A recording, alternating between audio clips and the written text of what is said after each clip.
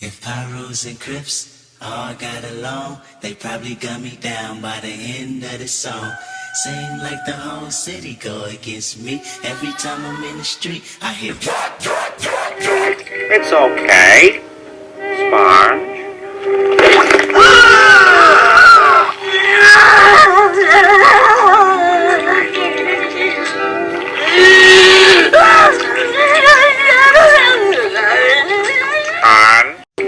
Bro, this is not a debate. What are we talking about here? I think they forgot to add one more. Because they showed the 28-3 lead.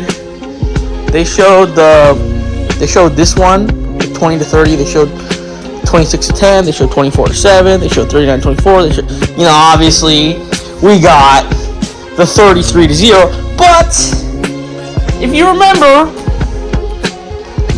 remember clearly, I think that Matt Ryan, he also blew like an 18-point lead to Colin Kaepernick in 2012, if I'm not mistaken. So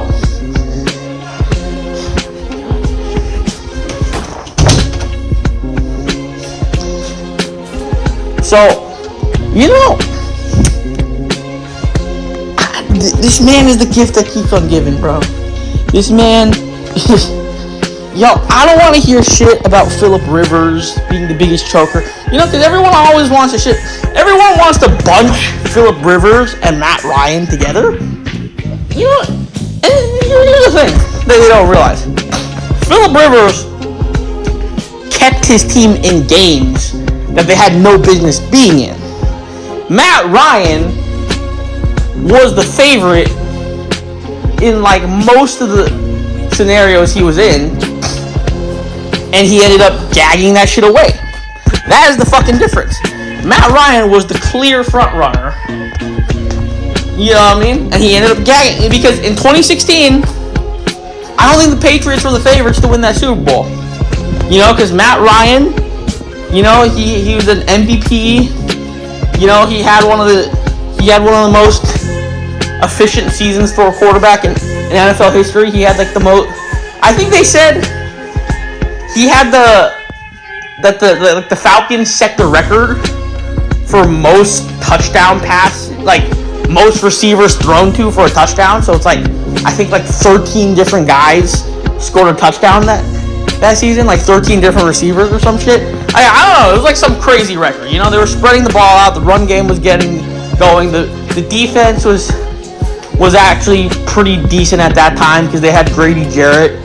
They had Grady Jarrett in his prime. They had Vic Beasley at the peak of his power. So it's like, I'm pretty sure the Falcons were the favorite to win that Super Bowl. And then in this game, obviously they weren't the favorites. But when you get a 33-0 lead, I don't care how bad your defense is, because how the fuck did you get that lead? You got that lead because your defense and your special teams was playing lights out. They recovered a fumble. They got that pick six. They recovered a fumble. They got that pick six. They ended up They also returned that punt, that muff. They blocked the punt. They ended up scoring a touchdown. So it's like, your defense did all this shit to put you in this position. And, just because Jonathan Taylor goes down, now you can't close the game. You got Zach Moss for a reason, right? You know what I mean? You got Zach Moss for a reason. You got, what was it, that Deion Jackson dude, the one, that one dude who just went off that one time? So you still got weapons. Because the goal, someone really got to teach this dude Matt Ryan some fucking clock management, bro. Someone got to teach him some clock management, because look at this shit. Look at how much time is left in all these games and how he manages to blow these games. You know what I mean? Look at how much time is left. 28-3. He was in the middle of the third quarter. You know what I mean? The third quarter was damn near over. You know what I mean? He damn near blew that shit in one fucking quarter. And then the 26-10 one, that shit was just horrendous. That shit was horrendous, bro. That shit was like completely down horrendous. In 6 fucking minutes, this dude blew a 16-point lead. That's 2 touchdowns and 2. And then like that Cowboys comeback, like that shit was hilarious too. You know what I mean? And then the 33-0 lead, they blew that shit in 1 half, bro. That's all it took. That's all it took. It took one fucking half to come back from 33-0. 1 half. Here's the thing. You know the funny part about that 33-0 lead? The shit was 33-28 with like 6 minutes left to go. So with 6 minutes left to go, they turned a 5-score lead to a 1-score lead. Bro, just imagine that shit, bro. They turned with. Let me say this again. With 6. You know what I mean? With 6.5 minutes left to go. You know what I mean? So they get the ball back in halftime, and they still have 6 minutes, and they already turned a 5-score lead to a 1. Dude, how the fuck is that possible, bro? Like, it's one thing because when Brady came back, that shit honestly, that shit was ticking down to the final seconds. That shit was ticking down to like the last 50 seconds. When the Vikings came back. And when they made that shit a 1-score lead, when they made that shit a 1-score deficit, and they made it like 33-28, there was still 6.5 minutes left to go. Like, how the fuck do you? So, you know what this means? You know what this really means?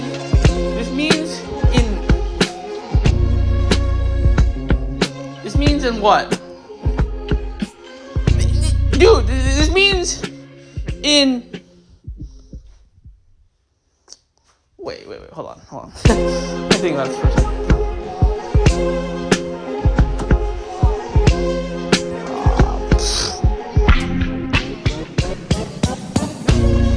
This means in 16 minutes, because 8.5 minutes. Okay, let me do the math here for a second. So 6.5 minutes. 6.5 minutes plus the 6.5 minutes plus the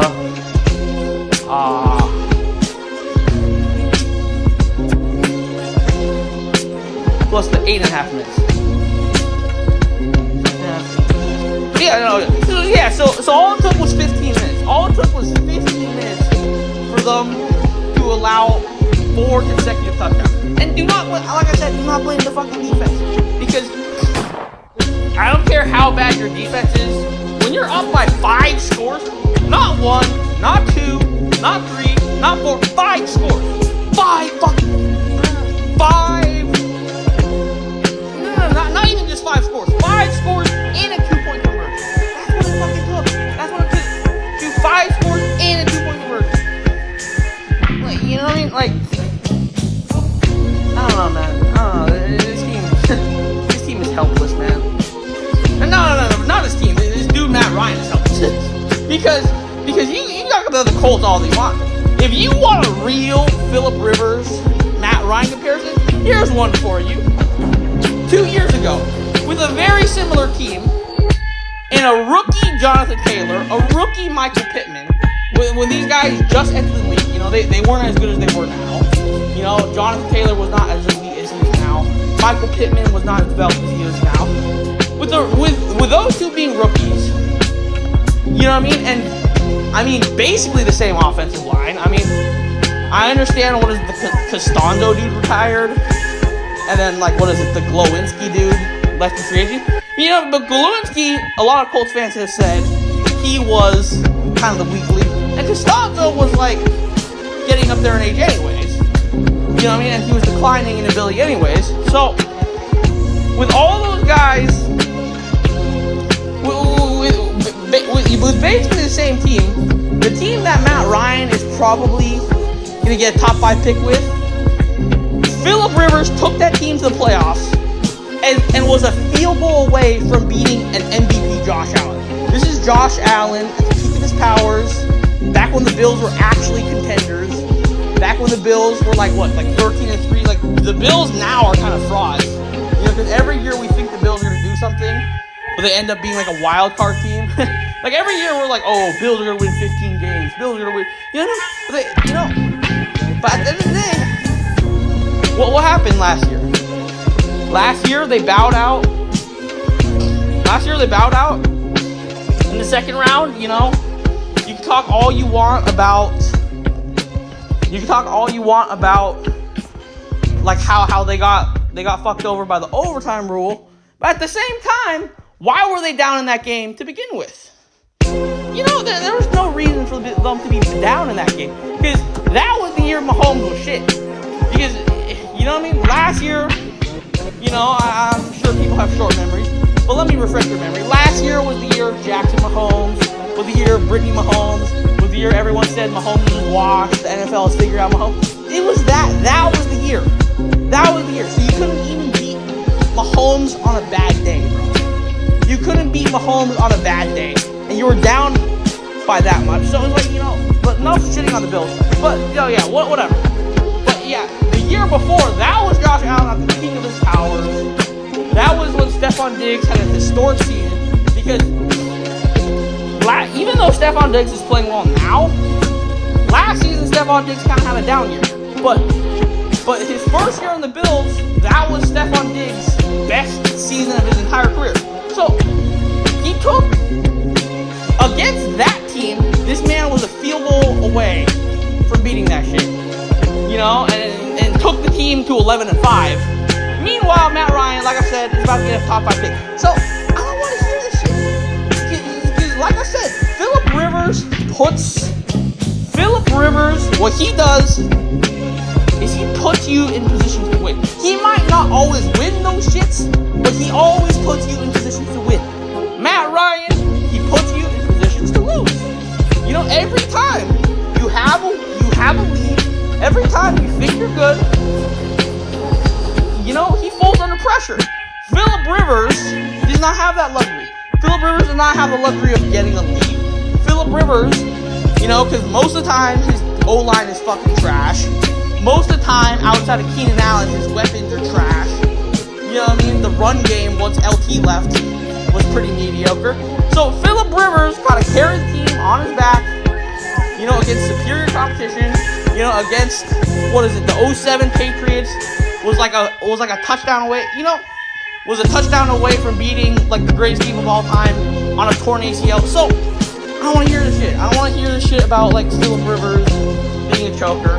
You know, because we all know this man elevates. You know, this man does the most with the least. Matt Ryan does the least with the most. Can you imagine if Tom Brady had Julio Jones? You know, can you imagine if Peyton Manning had like Julio Jones, Roddy White, you know what I mean? Tony Gonzalez. You know, can you imagine if Aaron Rodgers had Julio Jones, Roddy White, Calvin Ridley, Tony Gonzalez, you know what I mean? And he always has good running backs. Devontae Freeman, you know what I mean? Devontae Freeman, Todd Gurley, Tevin Coleman, you know what I mean? The dude who was like on that 2012 team, I forgot what that running back's name was, but that dude was cold as fuck too. You know, imagine any of these other quarterbacks, how many fucking Super Bowls would win? But no, this man just consistently blows these leads. And now, I understand Jonathan Taylor went out, but you were up 33-0. Before he went out, you guys were up 33-0. So I don't want to hear shit. At that point, you manage the clock, run some screens, run some short passes, keep your offense on the field. Because the defense did its job. The defense got you that 33-0 lead. Because up to that point, Matt Ryan was playing pretty mediocre. It's not like the offense put them up 33-0. Most of that shit was the defense and the special teams. So it's like, this man's a joke, bro. Like, you know what I mean? This man just sets records every fucking day, bro. Like, this dude, Matt Ryan, he gotta retire. I think he knows he gotta retire. I think he knows that he will go. Like, dude, you cannot blow this many. It's not even that he blows. It's not even that he blows like 2 score 3. This motherfucker blows 3 score leads, bro. Look at this shit. Look at this shit. 28-3. You know what I mean? 28-3, 24-7, 33-0. You know what I mean? This motherfucker set the record for the biggest blown lead in Super Bowl history and the biggest blown lead in NFL history. You know what I mean? This man is, I don't care what fucking sport it is. You can talk about basketball all you want. You know what I mean? You can talk about basketball. You can talk about fucking soccer or like football or whatever you want to call it. You can talk about like tennis. I don't give a fuck. In any fucking sport, this dude Matt Ryan is the biggest choker in sports history. Not even in NFL history. You know what this is equivalent of? This is equivalent of like a marathon runner blowing like a 3-hour lead. Like, you know what I mean? This dude was ahead. You know what I mean? This dude was ahead by like 3 hours, and then the other dude ended up catching him. That's what this is the equivalent of, man. This is the equivalent of like a fucking soccer team blowing a fucking 8-0 lead. You know what I mean? It's like, I don't know, man. This man is hopeless. I mean, obviously we know this man will go down as the biggest choker in NFL history. It's not close. It's not up for debate, bro. You could put the most chokingest quarterbacks you can think of. None of them match up to this man. This man is like the undisputed goat of choking, bro. This man's a fucking joke.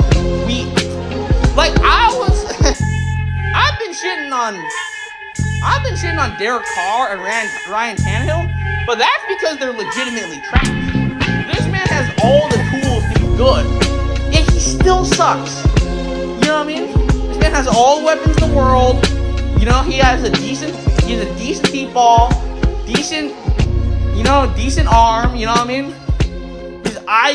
His IQ is not horrible. You know, this man has all the tools to be great, yet he's fucking garbage all the time.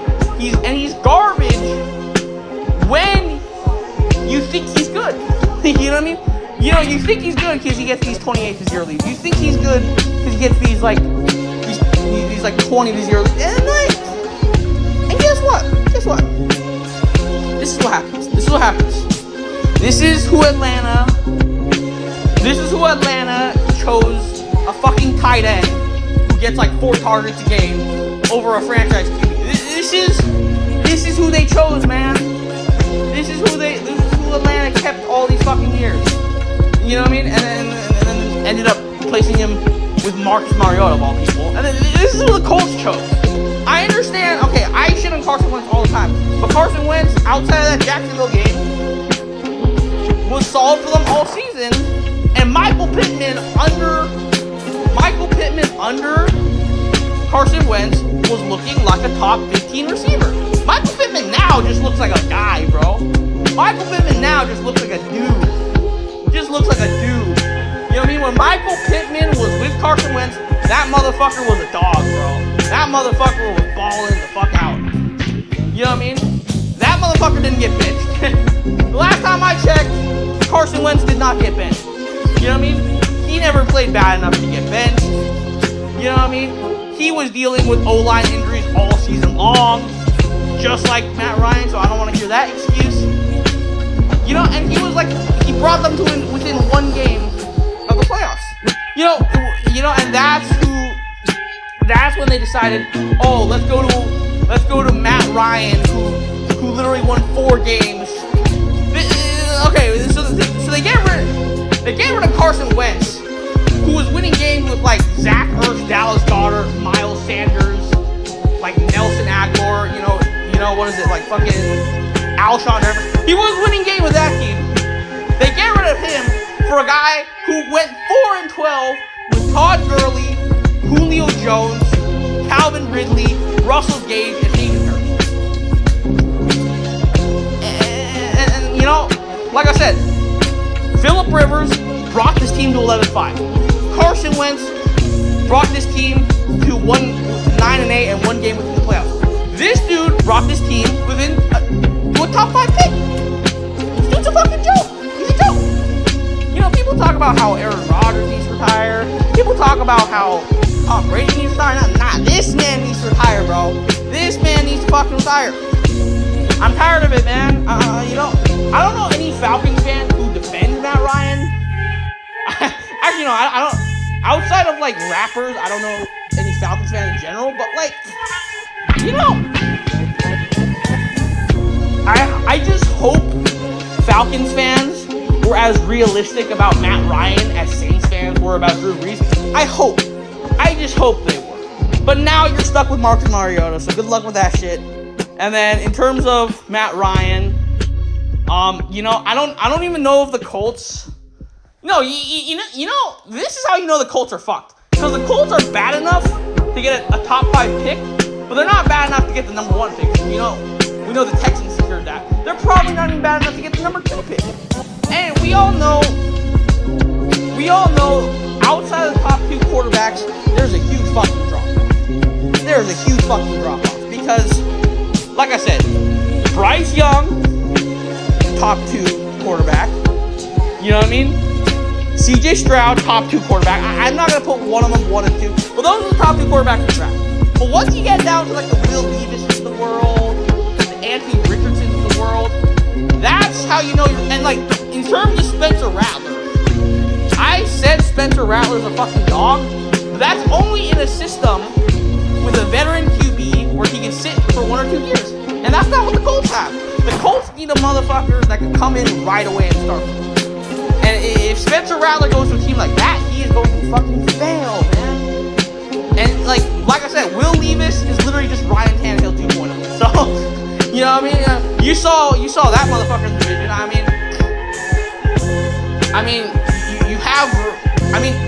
It's kind of funny because they can't even beat Ryan Tannehill. That's how trash the Colts are.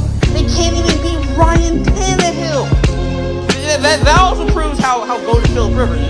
Because the last time the Colts have beat like Ryan Tannehill, Derrick Henry, and the Titans was when Philip Rivers was on the field. That's the last time. That's the last time, man. That shit's embarrassing. I'm not gonna lie. That shit is honestly embarrassing. If you get swept by Ryan Tannehill every year, that's how you know you're a joke franchise, bro. That's how you know. You could have prevented all that if you just gave Andrew Luck an O-line. But nah, I mean, you wanted to give him people like Philip Dorsett every year. You wanted to draft like 7th round linemen, thinking like, oh, we got Andrew Luck, we don't need to care. And this is what you're in. You're gonna end up with fucking Will Levis. That's your future. You're gonna end up with Ryan Tannehill 2.0. That is your fucking future, man. You gotta deal with Trevor Lawrence. You know, you gotta deal with Trevor Lawrence. You're probably gonna have to deal with CJ Stroud, because I think the Texans are probably gonna pick CJ Stroud. I think the Texans are gonna pick Stroud. I think, what is it? I think Bryce Young is probably gonna end up on like what is it? Fuck! I don't even know who has. No, I don't know. All I know is like Bryce Young is probably not gonna make it to the Colts, because the Colts are probably gonna end up with the 3rd quarterback taken off the board. That's their only hope. The only hope for the Colts is that one of these motherfuckers. The only hope for the Colts is that one of these motherfuckers falls in the draft. You know what I mean? Because I'm fairly confident that those top 2 picks will be a quarterback. Both of those top 2 picks will be a quarterback. So unless the Colts do a trade up, which, I mean, we saw what happened with the Trey Lance package. You know what I mean? And the Colts have been giving up draft picks every fucking year, so they kind of need that draft capital. You know what I mean? So I would say delete the Colts franchise, but this is more Matt Ryan than it is the Colts, because, like I said, they were doing fine with Philip Rivers. They were doing semi-fine with Carson Wentz, but now they're a fucking train wreck with Matt Ryan. You know what I mean? So, I I'm not even gonna blame this on Jeff Saturday because we know Matt Ryan's history, bro. We know Matt Ryan's history. It doesn't matter what fucking coach you give him. It doesn't matter if you give him Dan Quinn. It doesn't matter if he has Kyle Shanahan as OC. It doesn't matter if he has fucking Tony Gonzalez, Roddy White, and Julio Jones in their fucking primes. It doesn't matter. This man still loses. You know what I mean? This is a Matt Ryan thing. We all know this. We all know that choking. You know, they gotta stop calling it choking. They gotta start calling it pulling a Matt Ryan. That's really all it is. You know, anytime, you know, you're holding, anytime you're holding your neck because something's stuck in your throat, it's called pulling a Matt Ryan. That's all it is, man. But yeah, with that being said, I'm out. Peace.